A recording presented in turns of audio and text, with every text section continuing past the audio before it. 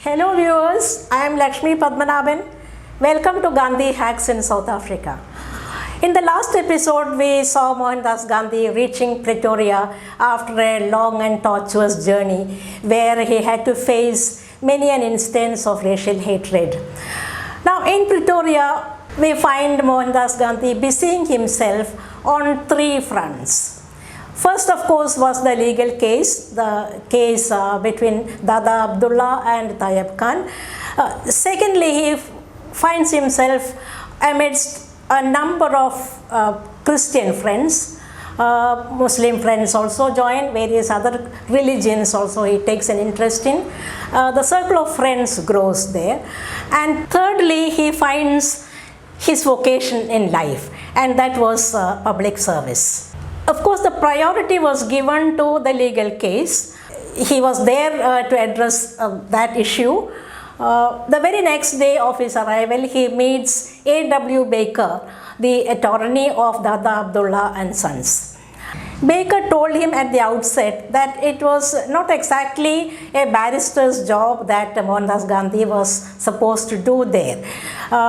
His job was mainly to collect the facts of the case and act as an interpreter between him and Abdullah, facilitate communication between his client and the lawyer.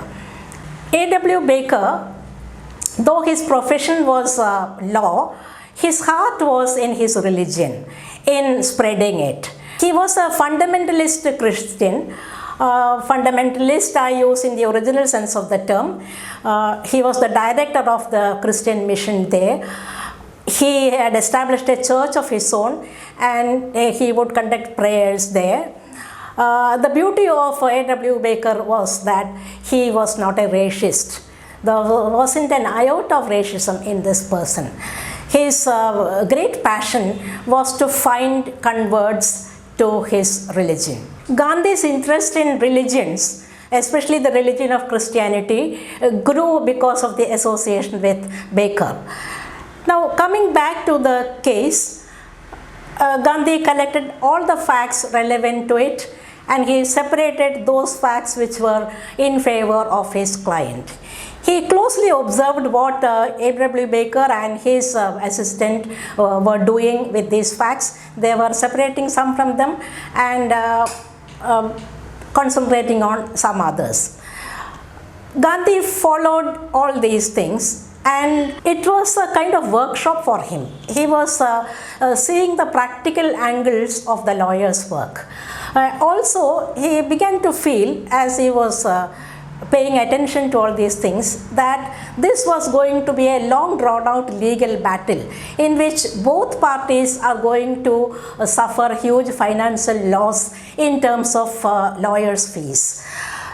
So the suggestion was made by him that it should go for arbitration.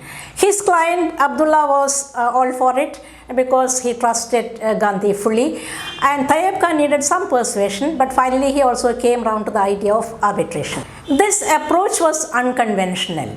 Normally lawyers think only of their clients, and where their client stands to advantage, they go for that kind of course of action. But in this case, you find Mohandas Gandhi thinking also of the other party.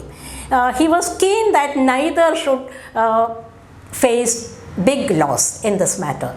So this arbitration idea was accepted, an arbitrator was appointed, and he judged in favor of Dada Abdullah.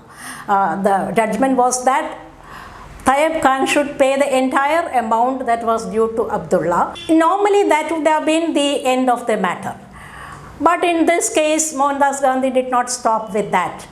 Everything he would look at from a human angle. The legal question was decided, but what about the human angle? Paying such a huge amount at one go would put Tayyab Khan in a spot. He wouldn't be able to do it. He would have to declare himself bankrupt. And there was an unwritten law among the Porbandar Memons in South Africa that they preferred death to bankruptcy. So there was every likelihood that Tayyab Khan would commit suicide.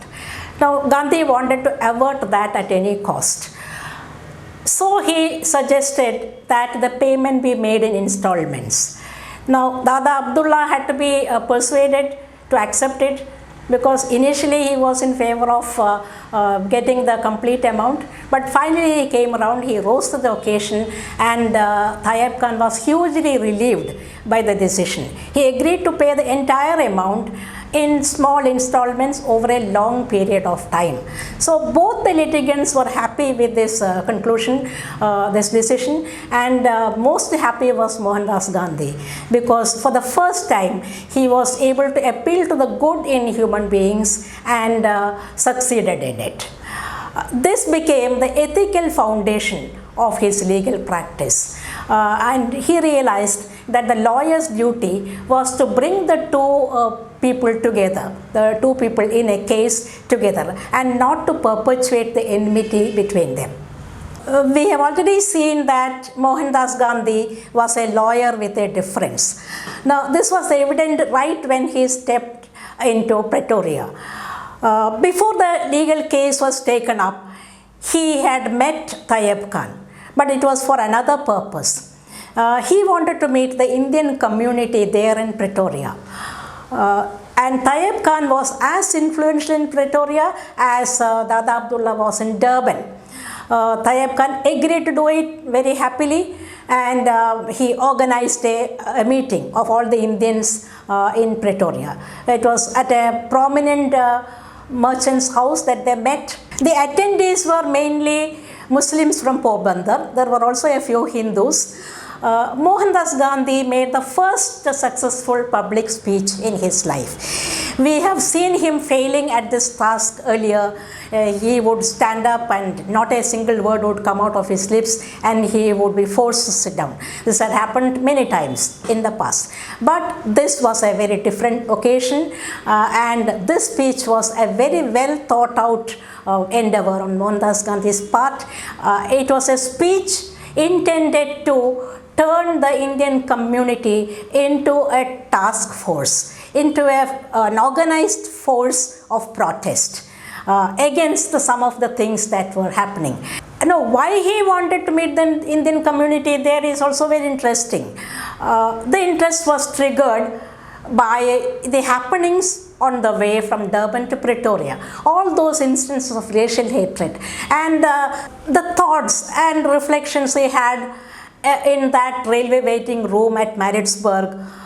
He was weighing the situation. Should he continue with his task? Should he do something about racism? All these things. These were working at the back of his mind before he made this wish to meet the Indians in Pretoria clear to Tayyab Khan. So now that he has met them, he wanted them to listen to him and prepare themselves for a kind of struggle. The theme of his speech hinged on how the Indians should live and do business in Pretoria. Honesty in business was considered an inessential thing in those days. In fact, honesty and business did not go together. That was what people generally felt at that time. An honest businessman was considered a contradiction in terms. But Gandhi contested this view. Business should be conducted with honesty. Especially businessmen who go from India to other countries and do business there, they should be doubly careful about this principle. Because if people going to other countries misbehave, if they behave like cheats and frauds, then they would come to the conclusion that all Indians are cheats and frauds. So this fact he emphasized, he underlined this and told them that they should be honest. If they were practicing certain acts of dishonesty, they should forget about those things and never repeat those. The second thing that he wanted the Indians to think about and decide their own course of action was the matter of cleanliness. He asked them to look at the Europeans living there, the Englishmen, how clean their surroundings were, how clean their houses were, and compare that with how the Indians were living.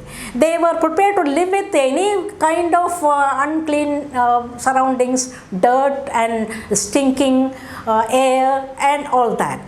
So this was something that we should learn from the Europeans, he told them. We should correct ourselves, we should reform ourselves before we raise our voices of complaint or protest. And the next thing, even more important than cleanliness and even honesty, was the need for unity among the Indians.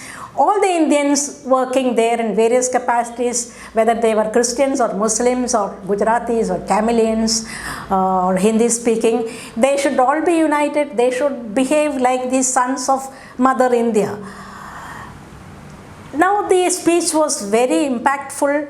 They all listened in pin drop silence, but Gandhi could see that some of them were not really understanding what he was saying because he was speaking in English. So that was the next point. He told them, learn English, and I am prepared to teach if you can organize a class. And another decision that emerged from the meeting was the organizing of an association, so that through the association they can present their complaints to the authorities, to the people in power in Pretoria. The Pretoria meet was very satisfying. More such meets took place, and Gandhi could get to know their problems, know them individually. He could also meet the British agent there. You know, these British agents were there in all the colonies. We have seen one such agent in Porbandar, you remember. So now Gandhi also could complain to the railway authorities regarding the ill treatment of the Indians there. Thus, Gandhi's career in service of the public was inaugurated in Pretoria. As I said at the beginning, his interest in religions really got a boost during his stay in Pretoria. He could meet many Christians, Muslims, Parsis, and get to know their points of view regarding matters of religion. When he was in England itself, he had come across some of the unconventional approaches to Christianity from the Christians themselves, like Edward Maitland and Anna Kingsford. He read The Perfect Way or The Finding of Christ.